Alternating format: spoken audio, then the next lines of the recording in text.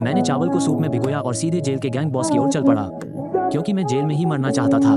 Mark ने मुझे हैरानी से देखा, लेकिन अगले ही पल मैंने चावल उसके सिर पर उड़ेल दिए। उसके आदमी प्रतिक्रिया करने ही वाले थे, लेकिन मार्क ने उन्हें शांत रहने का इशारा किया। इससे पहले किसी ने भी उसके साथ ऐसा करने की हिम्मत नहीं की थी, क्योंकि उसने पलटवार नहीं किया था। मैंने अपनी ट्रे उठाई और उसे पीटना शुरू कर दिया। आखिरकार मार्क का सब्र टूट गया। उसने मुझे मारने के लिए चॉपस्टिक उठाई, लेकिन जब मैंने उसे उठते देखा तो मैं उत्तेजित हो गया। मैंने उसकी पकड़ से खुद को छुड़ाया और उसे एक घूंसा मारा। मुझे उम्मीद नहीं थी कि मेरा घूंसा इतना शक्तिशाली होगा।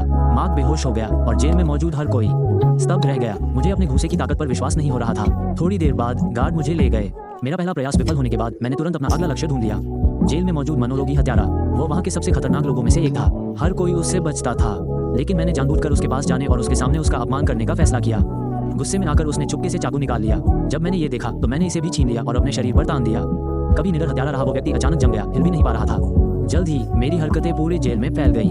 हर कोई मुझे शैतान समझने लगा और मुझसे दूर रहने लगा। यहाँ तक कि पहरेदार भी मेरी आंखों में देखने की हिम्मत नहीं करते थे। उन्होंने मुझे विशेष सुविधाएं देना शुरू कर दिया, लेकिन मैंने उन्हें स्वीकार नहीं किया। एक दिन दोपहर के भोजन के दौरान एक कैदी ने मुझे बताया कि पिछली रात किसी ने भागने की कोशिश की थी और पहरेदारों ने उसे मौके पर ही गोली मार दी थी।